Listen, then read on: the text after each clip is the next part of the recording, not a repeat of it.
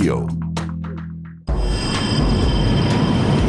O 737 está com problemas. A visibilidade dos pilotos foi prejudicada por causa da chuva.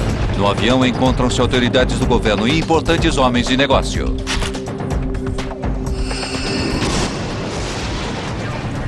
Suba! Suba! Suba, suba! O acidente do IFO-21 choca o mundo. Será que um ato final de guerra teria derrubado o avião? A Casa Branca exige respostas. Aquela não era uma aeronave comum, mas sim um avião militar que levava políticos americanos. Quando a investigação termina, a Força Aérea é tida como uma das responsáveis.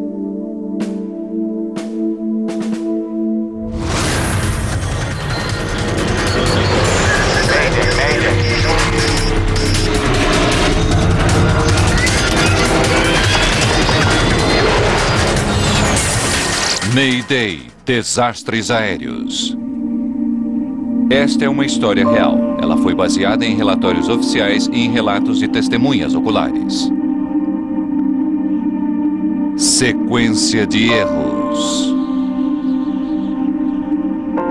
Quarta-feira, dia 3 de abril de 1996. Está um dia chuvoso de primavera, perto da cidade de Dubrovnik, na Croácia. A chuva cai sobre a pista do aeroporto da cidade. Um pequeno grupo de diplomatas corre atravessando a tempestade, procurando manter-se secos. Eles fazem parte de uma delegação que acabou de chegar. Entre eles está o primeiro-ministro da Croácia e o embaixador americano na região, Peter Galbraith. O voo para Dubrovnik foi assustador. Não dava para ver nada.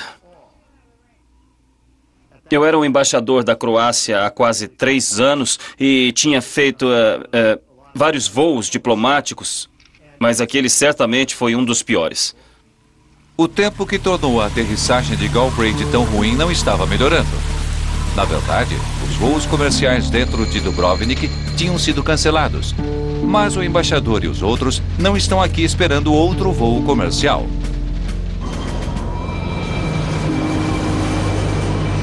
Eles estão aqui para dar as boas-vindas ao IFO-21, um jato da Força Aérea Americana em uma delicada missão. O avião é um 737 especial. A Força Aérea tem uma pequena frota desses jatos para transportar convidados importantes pelo mundo.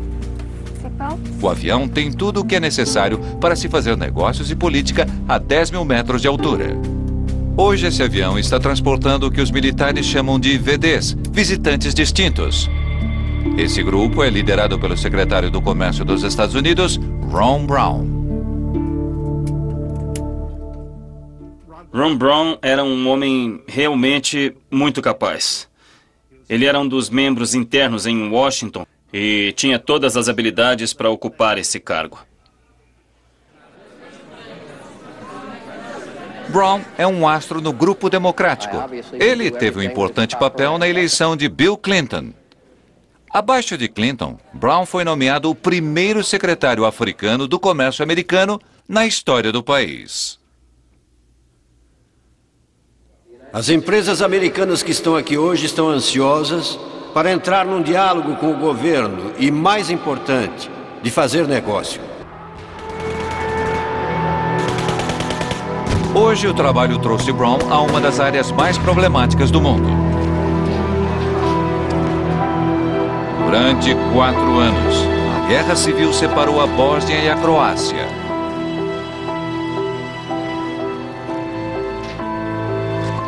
Mas há alguns meses, a guerra deu lugar à paz, embora ainda não totalmente estabelecida.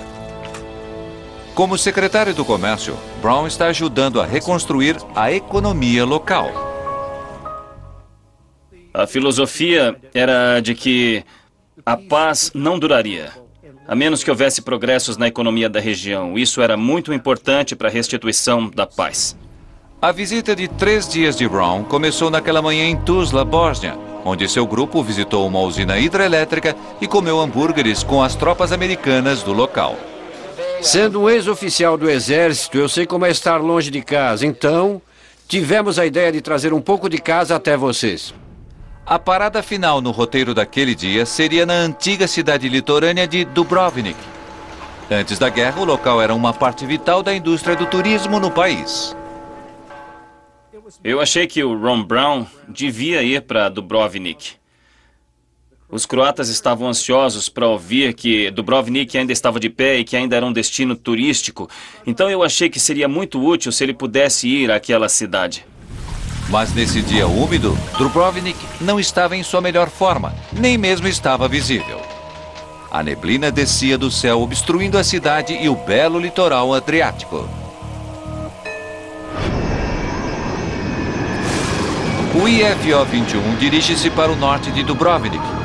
Seu piloto é o capitão Ashley J. Davis. Seus colegas o chamam de AJ.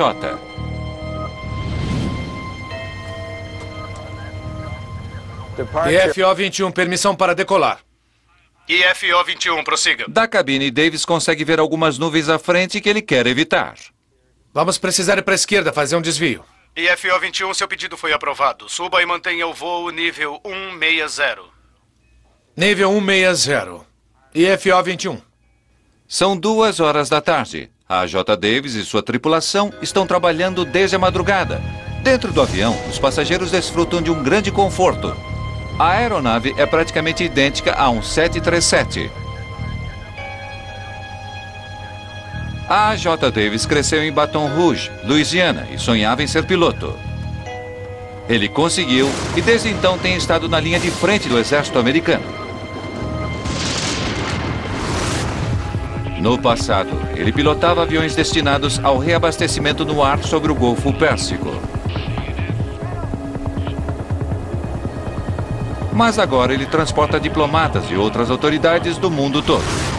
Isso significa muitas viagens e muito tempo longe da esposa e dos 2 filhos em Ramstein, uma base americana na Alemanha.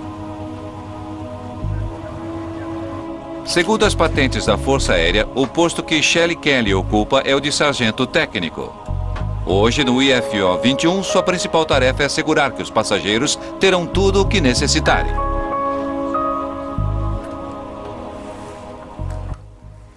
Senhor secretário, alguma coisa para comer? Não, obrigado. Estava pensando no tempo que temos. Os diplomatas esperam chegar em Dubrovnik à tarde, mas eles estavam atrasados desde amanhã. Se quiser, posso verificar para ter certeza. Sim, obrigado. Seria muito bom.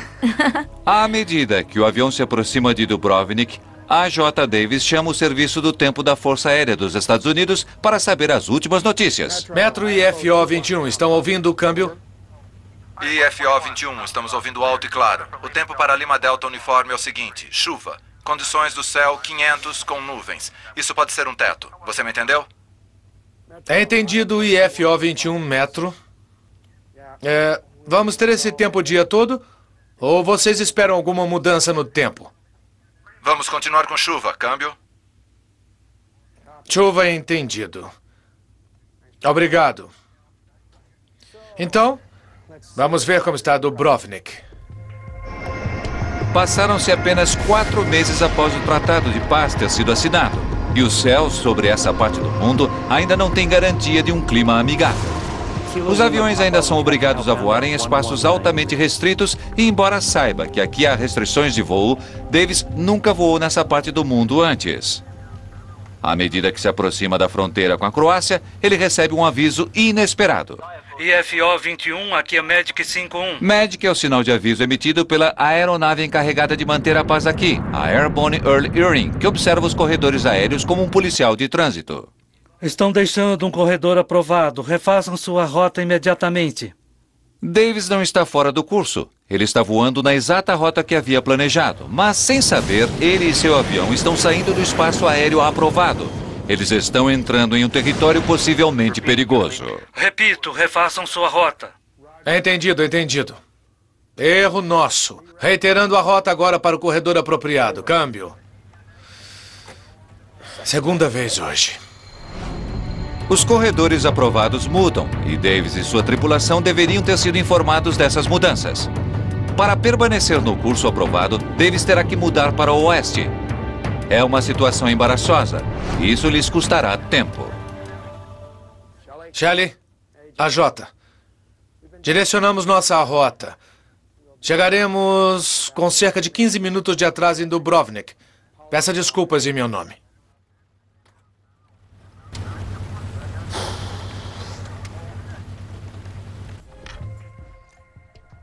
Senhoras e senhores, posso ter um minuto de sua atenção?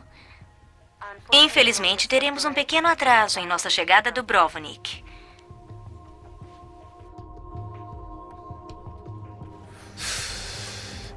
Os passageiros não vão gostar nada disso. E com esse tempo pela frente, vamos nos atrasar mais ainda. Do lado de fora do avião, a chuva pesada continua. Tentar aterrissar em um aeroporto não familiar, com um avião lotado de homens de negócios e diplomatas, não é uma tarefa fácil para Davis.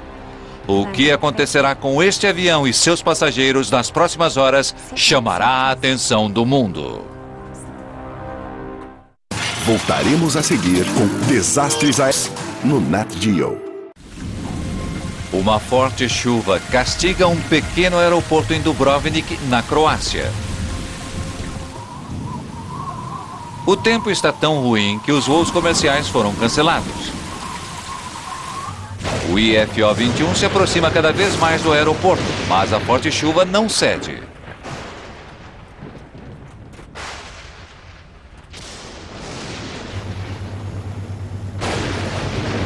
Porém, a tripulação está lidando com algo mais sério do que somente o mau tempo. A recente guerra civil deixou o aeroporto de Dubrovnik seriamente danificado. Ele ficou fechado durante vários anos e está esperando por um novo sistema de aterrissagem. O aeroporto foi totalmente destruído pelos sérvios que tomaram todo o local durante a Guerra de 91. Eles realmente não pensavam duas vezes para destruir. Eles destruíram o sistema de aterrissagem e o novo ainda estava sendo pedido. No mundo todo, os aeroportos usam sofisticadas tecnologias para ajudar os aviões na hora da decolagem e da aterrissagem. Um radar Doppler avisa sobre tempestades que se aproximam. E glide slopes ajudam os pilotos a permanecerem no curso durante a aterrissagem.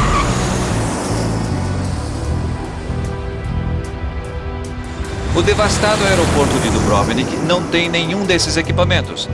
Ele não tem nem ao menos um radar para localizar os aviões que estão se aproximando para aterrissar. Em vez disso, o aeroporto está usando os chamados rádios faróis não direcionais para guiar os aviões na pista. No mundo da aviação, essa é considerada uma tecnologia antiga. Há muitos radiofaróis não direcionais nos Estados Unidos e no mundo todo, mas eles são um antigo sistema navegacional e estavam para serem substituídos na época. O sistema em Dubrovnik tem 2 rádios faróis não direcionais no solo, que enviam sinais para o avião.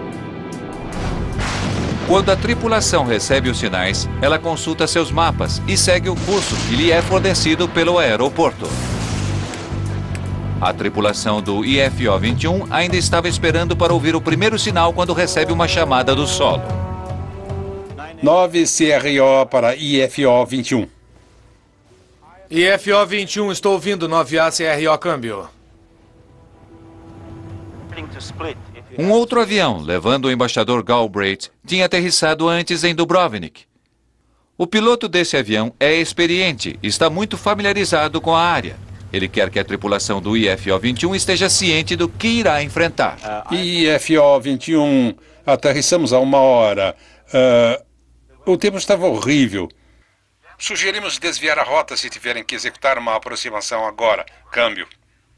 Entendido, 9A CRO. Entendemos. Desligando.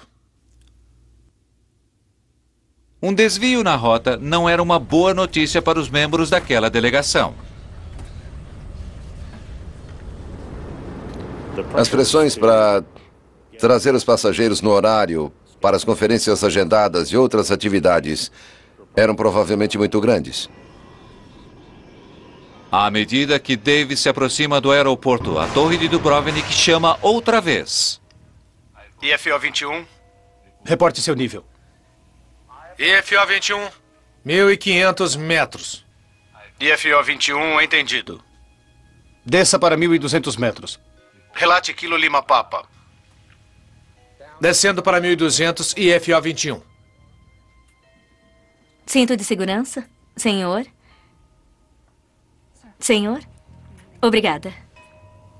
Sobrevoando a tempestade, a tripulação finalmente ouve o sinal de rádio do primeiro rádio-farol não direcional. Lá está. Aquilo, Lima Papa, estamos trilhando rota de saída a 119 graus. 119 confirmado.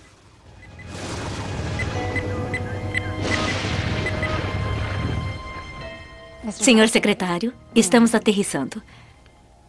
Terminamos isso depois, Adam.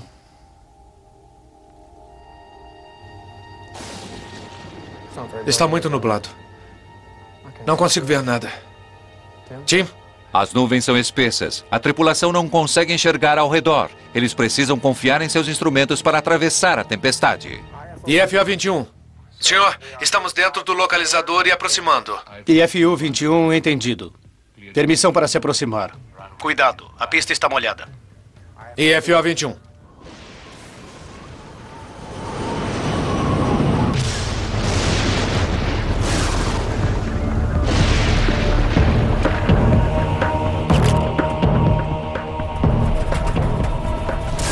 A J. Davis voa às cegas através da chuva pesada e das nuvens. Ele espera ver o aeroporto a qualquer segundo.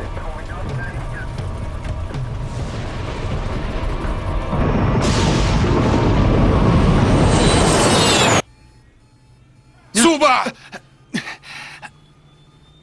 Suba!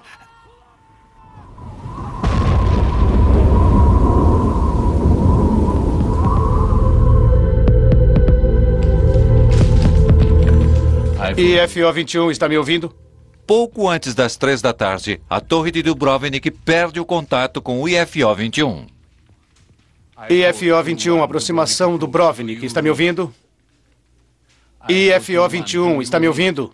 Sem um radar de aproximação para rastrear o avião, os controladores não têm ideia de onde ele está.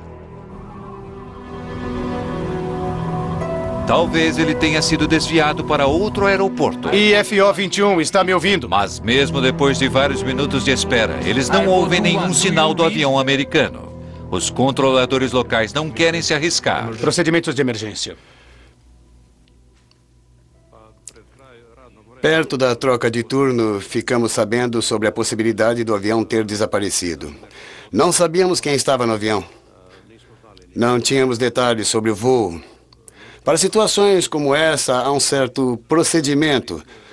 E, portanto, ficamos esperando por mais informações.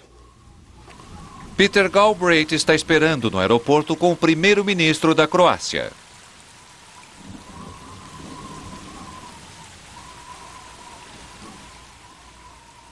Pela experiência com o meu próprio voo, ficou claro que a nossa tinha sido uma aterrissagem excepcional. Por isso, eu não esperava que eles tentassem aterrissar em Dubrovnik. O primeiro-ministro da Croácia chegou perto de mim e me puxou de lado e me disse que tínhamos perdido o contato com o avião de Ron Brown.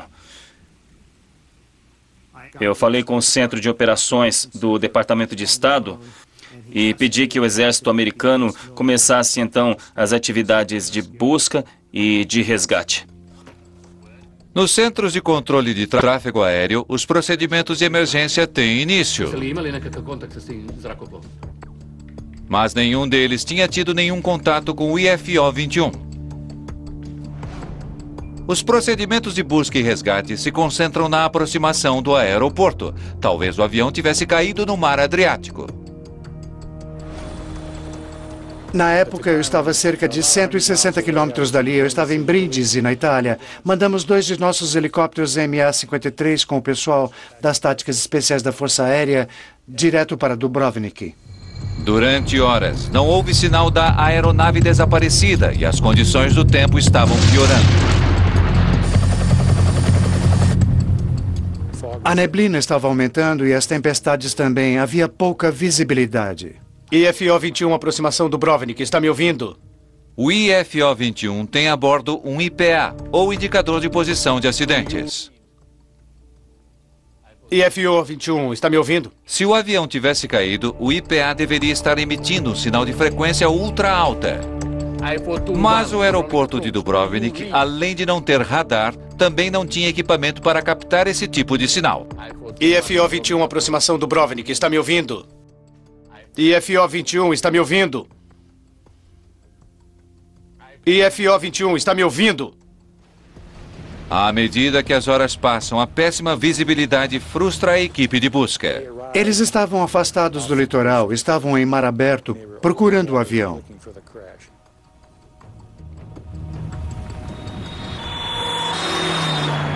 Horas depois de o avião desaparecer, a polícia recebe um chamado. Um morador local havia visto alguma coisa nas montanhas acima de sua casa. Era um local bem afastado do litoral, onde as buscas estavam concentradas. Fomos até as montanhas com 2 veículos. O tempo estava horrível, caía uma chuva forte e a neblina era espessa. Então subimos a montanha a pé por cerca de 1 hora e aí chegamos perto.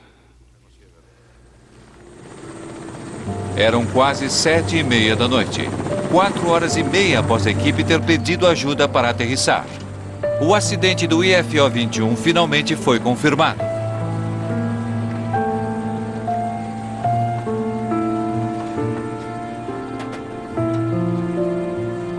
As notícias de Dubrovnik chegam rapidamente aos Estados Unidos. O local do acidente já foi encontrado pela polícia da Croácia e ouvimos que é um médico croata no local. A cauda é a única parte inteira que restou do IFO-21. Destroços e corpos estão espalhados pela montanha.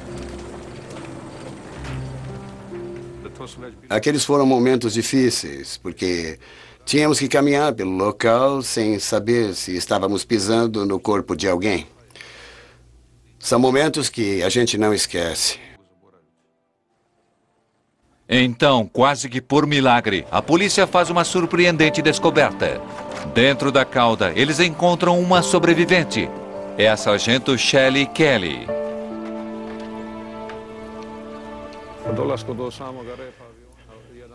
Quando chegamos até a cauda, um dos policiais entrou e encontrou o corpo dela e tentou ajudar. Aquela era a nossa esperança. Queríamos ajudar, queríamos salvar todas as vidas ali e a dela era a nossa chance. E estávamos contando com isso.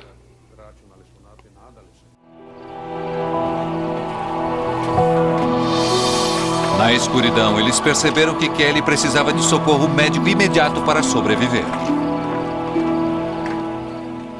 Quando eu percebi que não tinha ninguém ali para ajudar, eu liguei para a estação central da polícia em Dubrovnik. E os guiei até o local do acidente, mas naquela hora já estava escuro demais. A colina de Steve Jones se torna um local vivo, com cerca de 100 policiais croatas no local. As forças americanas também correm para o local. Rochas enormes e condições ameaçadoras tornam o local do acidente difícil de ser alcançado. Mas também há traços da recente guerra.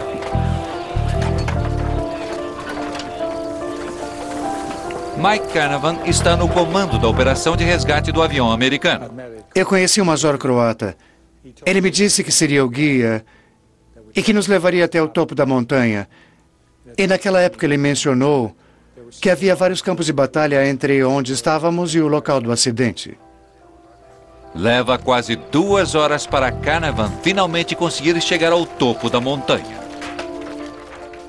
Estávamos caminhando por algum tempo. Estava muito escuro. Mas de repente eu vi uma coisa que era mais escura. Eu não sabia o que era. E chegando lá eu vi que era o motor do avião. No topo da colina, o tempo tornou a aterrissagem dos helicópteros impossível.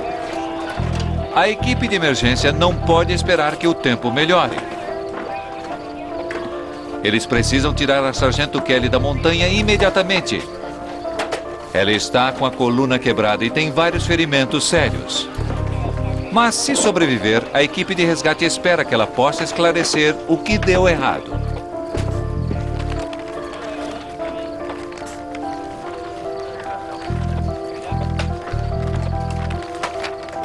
Com Kelly a salvo fora da montanha, a busca por outros sobreviventes continua.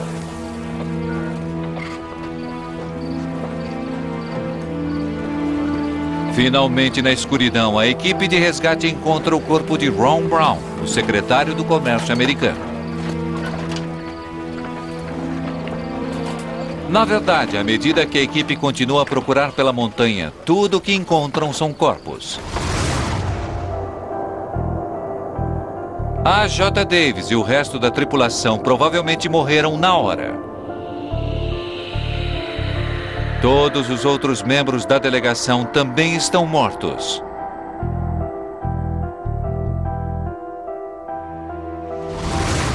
Enquanto dezenas de trabalhadores continuam sua terrível busca, chega um telefonema de Dubrovnik. A sargento Shelley Kelly é declarada oficialmente morta na ambulância a caminho do hospital. Não houve sobreviventes no acidente do IFO-21. Voltaremos a seguir com Desastres Aéreos no Nat Geo. Durante a madrugada, o tempo melhora. Peter Galbraith chega pela primeira vez ao local do acidente.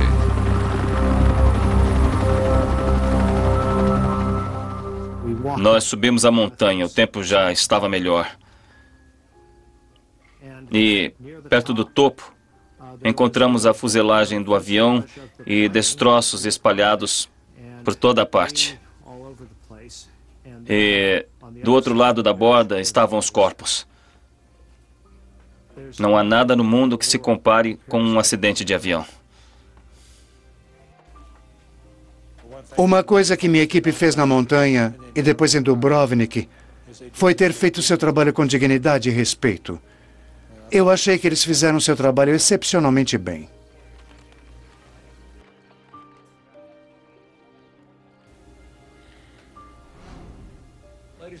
Senhoras e senhores, o vice-presidente, a primeira-dama, os membros do gabinete e eu queríamos vir aqui para estar com os funcionários do Departamento do Comércio numa hora muito difícil. Hillary e eu acabamos de chegar da casa de Ron Brown. Estivemos com Alma e Michael e sua família e amigos que estão lá. À medida que a verdade se estabelece na mente das pessoas, a questão mais difícil começa. Como um 737 reprojetado da Força Aérea Americana caiu numa montanha da Croácia? Foi simplesmente culpa do mau tempo ou em uma parte do mundo arrasada pela guerra pode ter havido outra causa? O objetivo da equipe que está investigando o acidente é descobrir a verdade e posso garantir que será feita uma análise detalhada para determinar as causas do acidente. Por causa do perfil dos passageiros, os boatos começam imediatamente. Howard Swansea é um dos especialistas designados para acompanhar a equipe. Em todo acidente, sempre há muita especulação. Nesse caso, tínhamos uma autoridade do alto escalão do governo americano.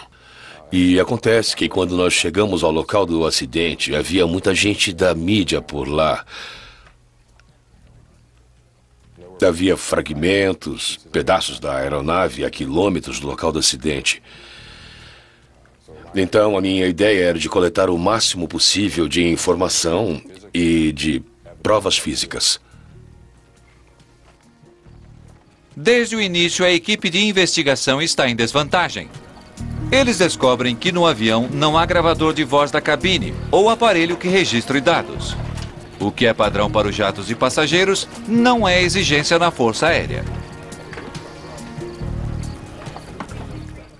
Eu realmente pensei que os voos da Força Aérea e esses voos VIPs tinham equipamentos de segurança melhores do que os voos comerciais normais. Então eu fiquei muito chocado ao perceber que era o contrário, que o equipamento era pior nesses voos do que nos da aviação comercial. Sem as ferramentas padrão, os investigadores não podem se dar ao luxo de deixar nada passar despercebido. Os destroços estão a quase 3 quilômetros do aeroporto. Como uma tripulação treinada se afastou tanto do curso?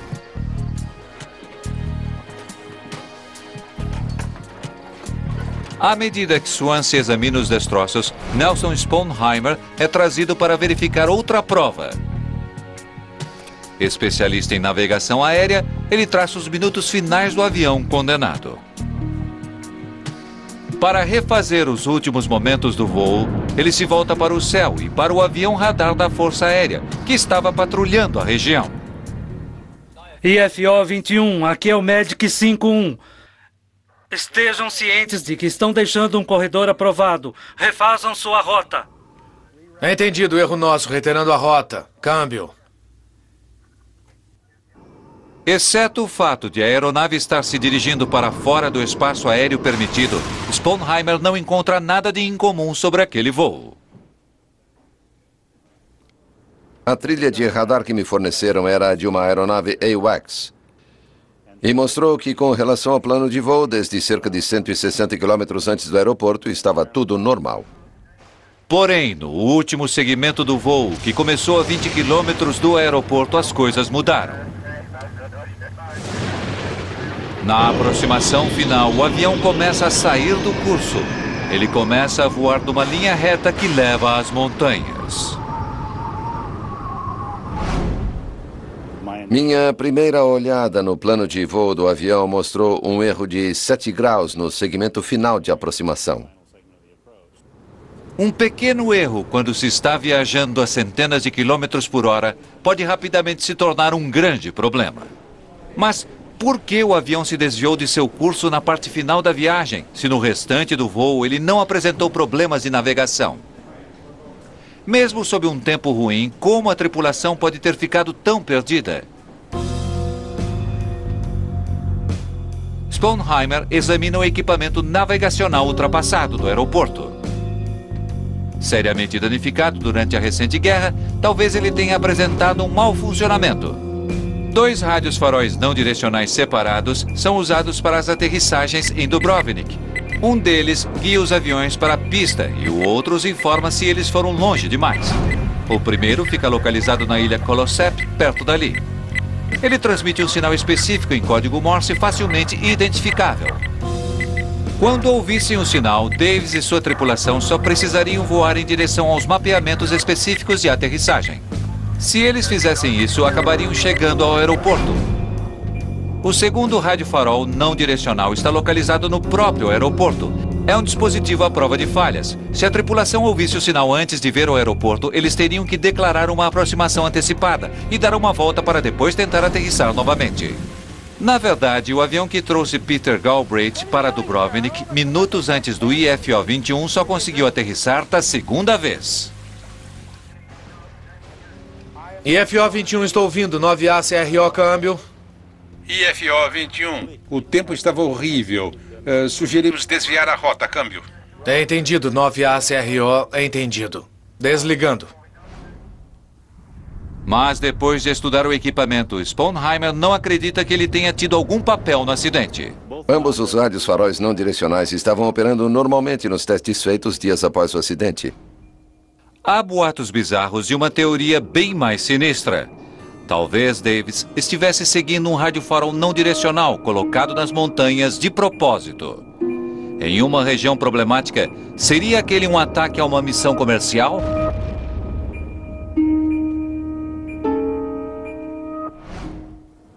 Para conseguir um sinal forte o suficiente para ser ouvido, é preciso um grande sistema de solo, o que é difícil de ser estabelecido em um solo rochoso e arenoso. Instalar um rádio farol não direcional nas montanhas seria muito caro e levaria muito tempo. Seria quase impossível realizar um esquema tão elaborado. Nunca foi encontrado nenhuma prova sobre a implantação de um rádio farol não direcional nas montanhas.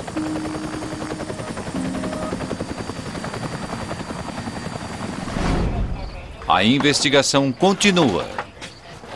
Nos destroços do avião da Força Aérea, os investigadores descobrem uma importante peça do quebra-cabeça.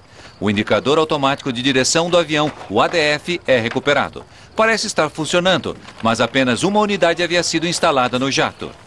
Para executar uma aterrissagem adequada em Dubrovnik, um avião precisa de 2 ADFs.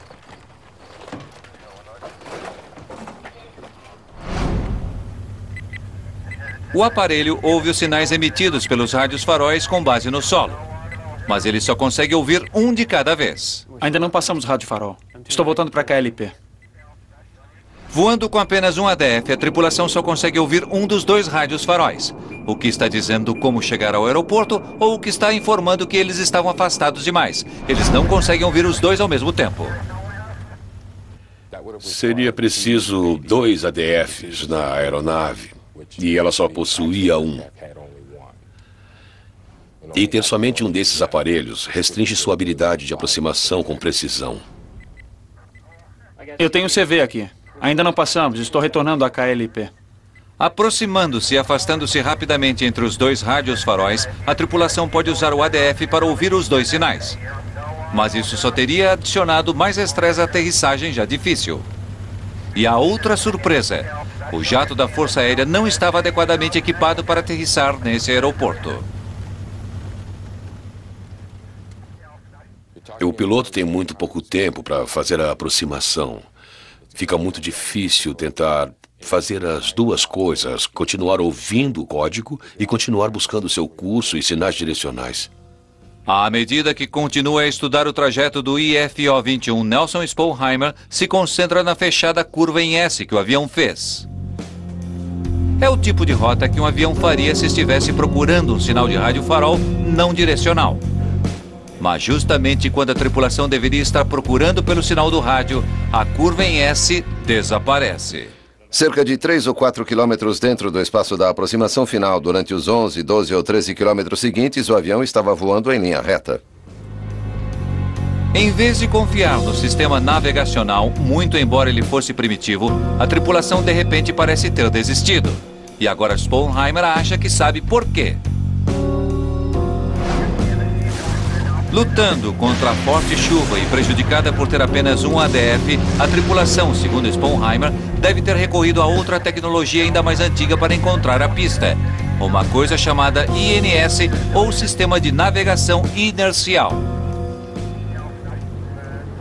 Um sistema INS usa um giroscópio para manter os pilotos informados do quanto um avião oscila. Depois de entrar em uma posição geográfica específica no início do voo, o INS segue todas as curvas que um avião faz. É um sistema autônomo na aeronave. Mas há um problema enorme. Se o giroscópio não calcular perfeitamente cada manobra do avião, o piloto poderá sair de seu curso.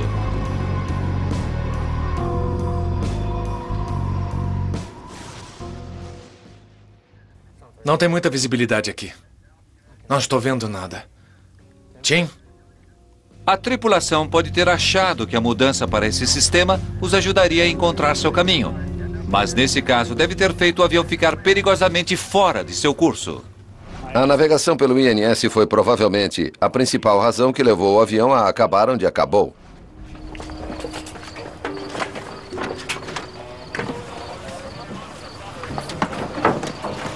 O investigador Howard Swansea examina o quadro de aproximação Jepson que a tripulação estava usando quando tentava aterrissar. Prejudicados pela péssima visibilidade e confiando no sistema de navegação inercial, seus gráficos teriam sido uma ajuda-chave. Mas quando olha o quadro mais de perto, ele vê algo peculiar. Um número-chave. A altitude mínima de descida não está precisa. A altitude mínima de descida é a altura em que os pilotos deverão conseguir visualizar o aeroporto. Se o piloto não pode ver o aeroporto a essa altura, ele tem que abortar a aterrissagem. Cada país tem a responsabilidade de desenvolver esses procedimentos e depois publicar a informação para que os outros países, assim como suas aeronaves, possam voar sob esses procedimentos. Swansea descobre que a altitude mínima de descida do IFO-21 não se encaixa nos padrões de aviação americanos. Dado o terreno montanhoso, ela devia ser de mais de 840 metros. Mas o mapa que a tripulação estava usando dizia que eles estavam a apenas 630 metros.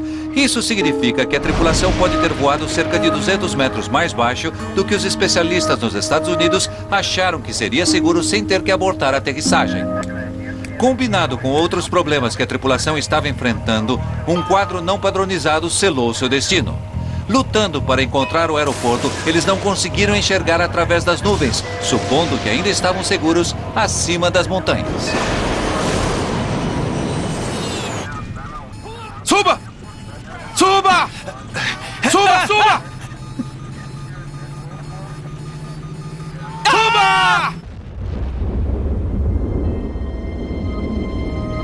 Mas por que o avião da Força Aérea não estava propriamente equipado para aterrissar em Dubrovnik? E por que a equipe não teve acesso aos mapas de aterrissagem corretos que teriam tornado até o mais difícil dos voos mais seguro? As respostas foram encontradas na base militar americana na Alemanha, com alguns dos membros mais antigos da Força Aérea. Voltaremos a seguir com Desérios no Nat Geo. Para descobrir por que a tripulação estava tentando aterrissar em circunstâncias tão difíceis, os investigadores interrogam o coronel John Mazurovsky. Ele é o comandante de grupo de operações da Airlift Wing encarregado do voo. Seu trabalho é fornecer transporte para um crescente número de visitantes distintos. Mas estes são tempos difíceis. Mazurovsky recebeu ordens para trabalhar com menos dinheiro. Agora eu gostaria de falar sobre a aproximação Jeppson. Um dos pontos em que os investigadores mais se concentraram foram os gráficos de aterrissagem Jeppson que a tripulação estava usando. Os gráficos feitos para grandes aeroportos forneciam às tripulações uma grande quantidade de informações, incluindo o que fazer no caso de uma aproximação antecipada. Mas o investigador Howard Swansea já tinha descoberto que esses gráficos não estavam de acordo com os padrões americanos.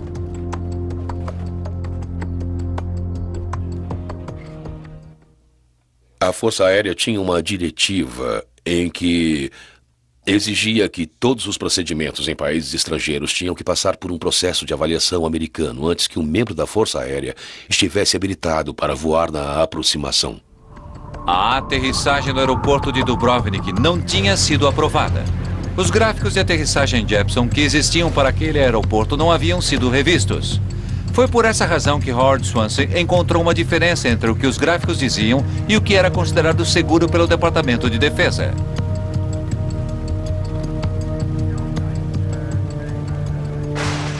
Mazurovsky acreditava que restringindo seus aviões a aeroportos aprovados, ele limitaria severamente algumas de suas missões. É preciso tempo para verificar todos os aeroportos, mas ele tinha pedido uma revisão para alguns aeroportos, inclusive o de Dubrovnik. Essa aproximação Jeppson Waiver, o que o fez iniciá-la? Parecia que usávamos essas aproximações há vários anos e a segurança não estava sendo levada a sério. Mas a renúncia desse direito pelo Departamento de Defesa nunca foi dada. A aproximação para Dubrovnik nunca foi aprovada. Mesmo sem a segurança exigida, a Força Aérea continuou a aterrissar lá. Aproximação Dubrovnik, IFO-21, nível 100. Aproximação Dubrovnik, boa tarde. O aeroporto de Dubrovnik estava bem abaixo dos padrões modernos. Os gráficos usados para as aterrissagens não haviam sido checados pelo Departamento de Defesa. Mesmo assim, as autoridades sêniores da Força Aérea tinham decidido permitir a aterrissagem em Dubrovnik e em outros aeroportos. Nenhum desses aeroportos havia sido aprovado naquela época. Não é do meu conhecimento, senhor. Não.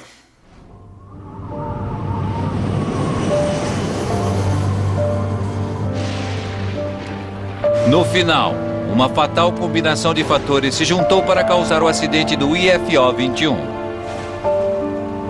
A aproximação Dubrovnik, IFO-21, nível 100. Aproximação Dubrovnik, boa tarde.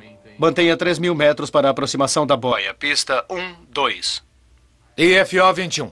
A tripulação estava lutando contra o mau tempo. Eles estavam tentando aterrissar em um aeroporto não familiar que apresentava uma tecnologia ultrapassada. Os gráficos não aprovados tornaram uma situação ruim ainda pior.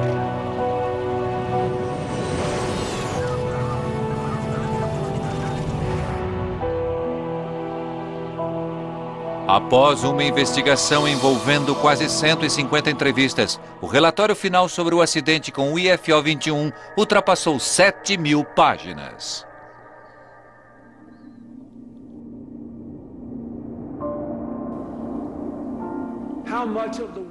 Quantas lágrimas nós derramamos nessa última semana porque havia tantos jovens brilhantes naquele avião. Com diferentes passados e de diferentes grupos raciais. Por quê? Porque Ron Brown via neles a promessa para um novo amanhã.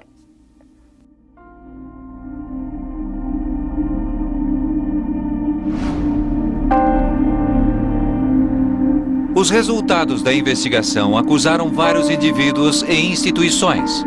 O aeroporto de Dubrovnik foi isolado por causa de seus procedimentos de aproximação, feitos com instrumentos impróprios. Hoje, os ADFs não são mais necessários para se aterrissar em Dubrovnik. O aeroporto substituiu seu equipamento de aproximação com o sistema de aterrissagem por instrumentos que estavam sendo desenvolvidos na época do acidente. Entendi, você vê? O relatório final constatou que a J. Davis e sua tripulação foram responsáveis pelos erros cometidos durante o voo. E como uma bala perfurou o coração das operações da Força Aérea. Figurões militares importantes foram acusados de falhar no comando. Na conclusão do relatório, 2 membros sêniores da Força Aérea foram afastados de seus postos. O coronel John Mazurovsky foi acusado de negligência. Ele foi afastado e mais tarde se aposentaria como major. Outros 13 oficiais também foram afastados por terem tido conexão com o acidente. A Força Aérea também mudou a maneira de agir. Todas as aeronaves militares passaram a ser equipadas com registradores de dados de voo e gravadores de voz de cabine. Nenhum avião poderia entrar em um aeroporto sem a aprovação do Departamento de Defesa, nem para diplomatas de alto escalão.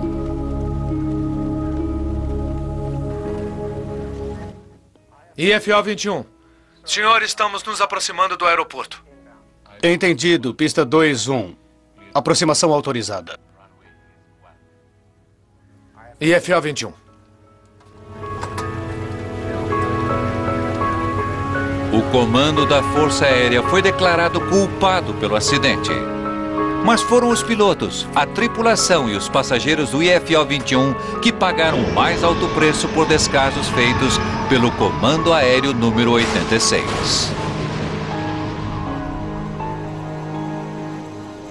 Versão brasileira: Centauro.